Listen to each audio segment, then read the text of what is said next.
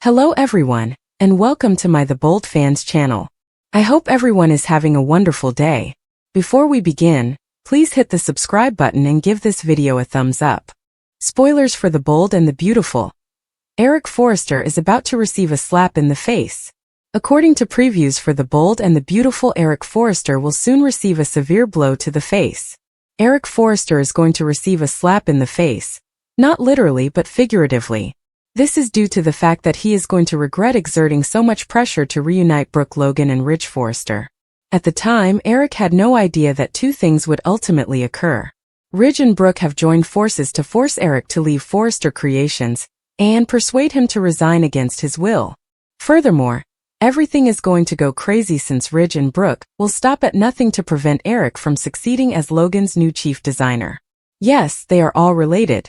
But if there's one thing we've learned about living in this made-up town of Los Angeles, it's that, regardless of your ancestry, fashion always takes precedence over family. When Ridge essentially shoved his own father out the door, it did sting. But when Eric discovers that his son is attempting to totally undermine him, it will sting even more. What will Eric Forrester do next? Naturally, fans of The Bold and the Beautiful had a lot to say on social media regarding the potential future of this plot. Some even wrote, "I feel it's their karma because they were Bridge's biggest cheerleaders to get back together." Another critic wrote, "Katie was literally acting like a bully to Taylor, rubbing it in her face every chance she got that Ridge wanted Brooke and Eric was very cruel to Taylor." Another comment said, "How ironic that both Eric and Katie are having issues with Brooke and Ridge after fighting so hard for their love." BNB spoilers. Deacon can file his death certificate and divorce papers at the same time. You simply couldn't make this stuff up. On The Bold and the Beautiful, Deacon Sharp is living on borrowed time. He will eventually need to have the bravery to deliver divorce papers to his wife, Sheila Carter. The proprietor of Il Giardino has good reason to be wary about the split. In fact, if Deacon survives to share his breakup story, it would be incredible. Sheila has every right to be upset. Although Deacon Sharp and Taylor Hayes flirting during therapy initially appeared harmless, they are now openly lying to his wife behind her back about their developing romance. It appears that an excessively cordial doctor-patient connection has developed into a full-fledged affair. Although Deacon has made it apparent that he is no longer in a marriage, it is becoming absurd that he hasn't notified his wife yet.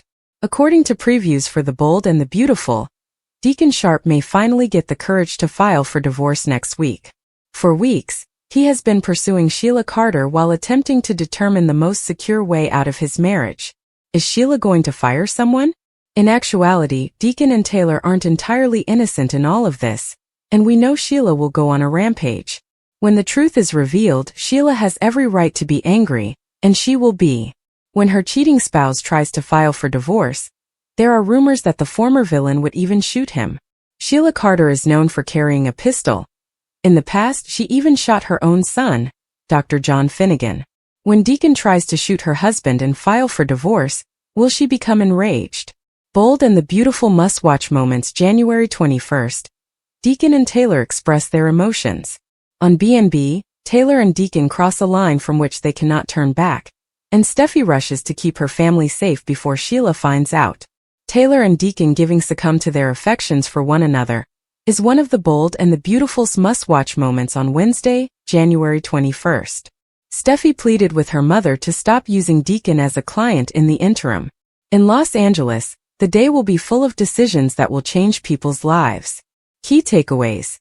Deacon and Taylor are unable to control their emotions and ultimately give in to them. Steffi presses her mother to sever her relationship with Deacon, both personally and professionally. Sheila continues to pose a menace as feelings and secrets get out of hand. What previously occurred on BNB, Deacon was saddened to discover that Sheila had concealed Luna's existence. Sheila's concealment of the truth deeply unsettled him, despite his belief that she had genuinely changed. Deacon looked to Taylor for assistance. She gave him advice, but they went beyond the boundaries of their personal and professional lives. Taylor made an effort to move away, but in the end she was unable to do so, and they continued to see each other. After seeing what was happening between Deacon and Taylor, Steffi attempted to get Hope to assist her in stopping it before Sheila discovered it. Surprisingly, Hope was overjoyed to see her father seemingly letting go of Shalia. Steffi was afraid for her family's safety, since she wanted to support the new connection, rather than put an end to it. Here's what to watch on Wednesday, January 21st, episode number 9698. Steffi asks Taylor to stop treating Deacon. Deacon and Taylor are unable to suppress their emotions any longer. Revealed. Taylor won't be the only person in danger when Sheila from Bold and Beautiful finds out about Deacon's emotional affair. Like Steffi, we all know that Taylor is playing with fire when it comes to Deacon. But the harsh truth is that when Sheila finds out about their passionate romance on Bold and Beautiful, she won't be the only one in danger. Taylor is deluding herself if she believes Sheila won't attack her after the truth about her and Deacon is revealed. However, as we all know, when this particular madwoman goes insane, not only does anyone in her path run the risk of becoming collateral damage, but we're also dealing with perverted reasoning and obsession. Deacon could therefore be in serious danger. Hope and Deke are so excited about their dad falling for someone other than Sheila that they are forgetting what kind of crazy person they are dealing with. Deacon won't be able to move on. Deacon's children are immediately put in danger because, as Soaps reader Soaps Best 17 cautioned, Shalia might decide if she can't have him, no one can, and take him out. Although RJ and Will could have something in common with Luna, it appears that they might also be at odds over Elektra. Despite sharing the last name Forrester, RJ and Elektra don't seem to be linked by blood. Returning to Will, the mention of Luna can trigger some unpleasant memories. So fans, shut up.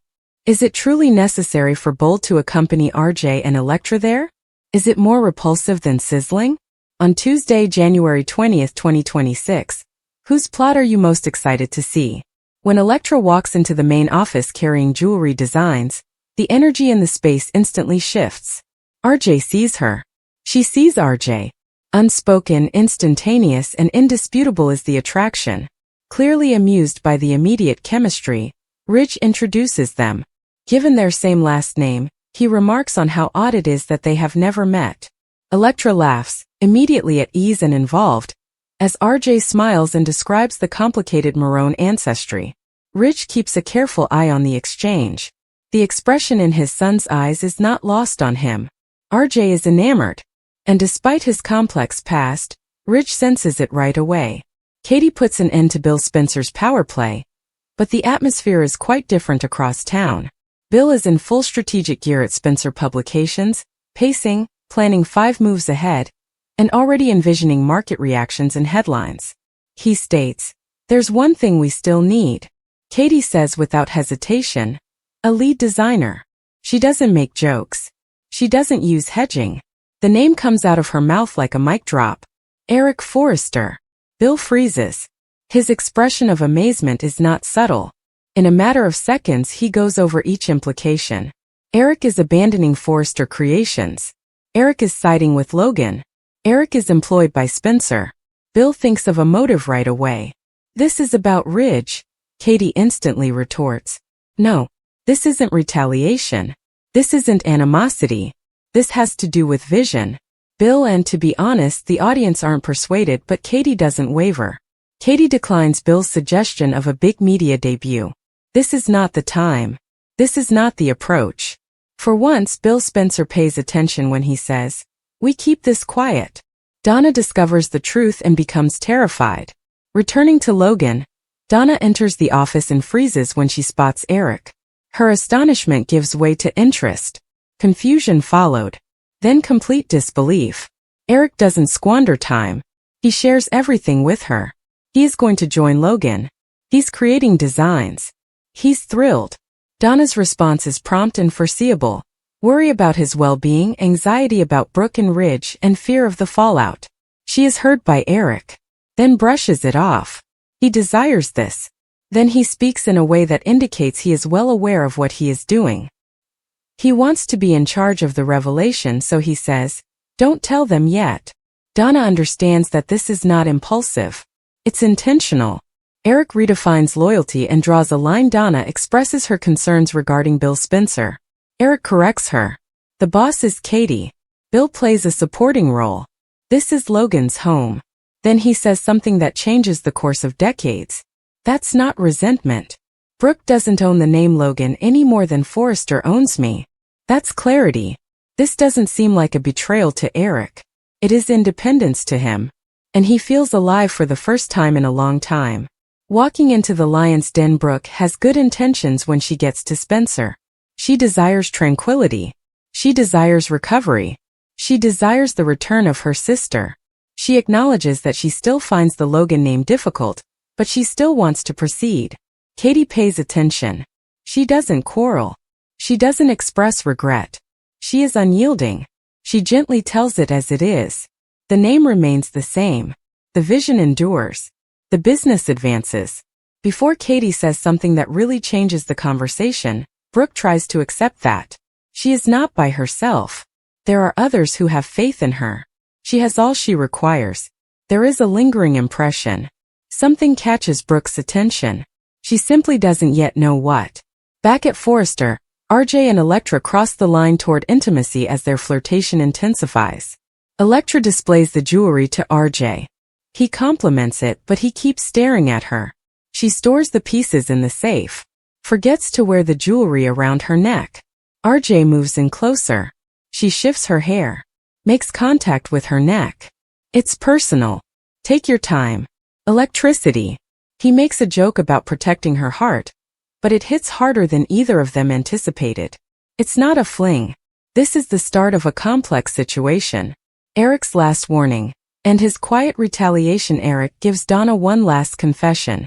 He is ecstatic. He has a lot of energy. He is dedicated. He then says something that makes it clear that this is more than just business. This isn't resentment. They pushed me out. It's a result. And he is aware of what is about to happen. The final blow. Brooke remarks casually that Katie is a one-woman show when she sees Eric back in the Spencer office. They're in for the shock of their lives. Katie grinned. Corrects her. She has a designer of her own. Brooke poses the inquiry in an informal, unreserved manner. Who is it? The door opens. Eric enters. Brooke needs a moment. After that, it clicks. She narrows her eyes. Her jaw tightens. Her universe is tilted. At last she gets it. And officially the fight has begun. Spoilers for The Bold and the Beautiful. Finn falsehoods to Sheila's face as Taylor and Deacon's secret draws Sheila nearer to retaliation. Sometimes the most harmful falsehoods go unsaid. These are sometimes the realities that people decide not to express. Additionally, The Bold and the Beautiful will put John Finnegan squarely in the blast radius of a ticking emotional bomb that involves Sheila Sharp, Taylor Hayes, and Deacon Sharp colliding at the worst possible time during the week of January 19th to 23rd. Finn refuses to shout. He refuses to confront. He refuses to reveal the truth. Rather, he will take a much more significant action. He won't say anything. And in the end, that quiet might be fatal to someone. Steffi's fear changes from suspicion to certainty when it comes to danger. Steffi Forrester Finnegan has never been gullible. She has endured Sheila Carter's brutality. She has witnessed the division of her family. She has experienced enough trauma to be able to spot warning flags before others do. Because of this, Steffi's worries over Taylor Hayes' developing relationship with Deacon Sharp turn into something darker and far more pressing during this specific week. Steffi first hoped that this would be short-lived, a miscommunication, a vulnerable moment, but it's becoming more and more obvious that Taylor isn't giving up.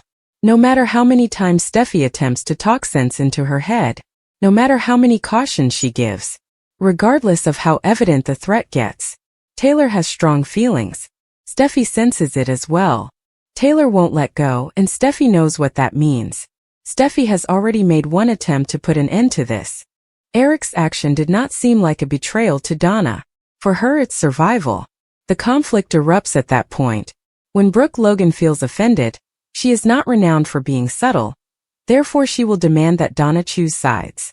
Her response won't be measured once she fully understands that Eric is creating for Katie. Brooke will be taken by surprise, undermined, outnumbered. She will also turn to Donna for assistance. Not impartiality. I don't comprehend. Assistance. Brooke will anticipate that Donna will reason with Eric, to control him, to serve as a reminder of family commitment. What happens if Donna declines? Any argument won't have the same impact as that refusal. Donna will feel Rich Forrester's anger. Rich Forrester's rage is already brewing. He sees Eric's action as retaliation rather than merely defiance. Rich thinks Eric is deliberately harming Forrester Creations. This, in his opinion, is retaliation for being forced into retirement. He thinks Eric is joining forces with Bill Spencer in an attempt to retaliate.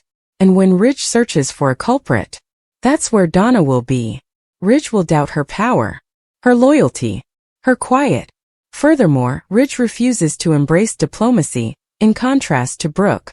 If Eric designs for Logan, Donna can't pretend that it doesn't touch her. Donna can no longer support Eric in silence. Donna will rejoice if Eric is successful. Donna will stand up for Eric if he doesn't succeed.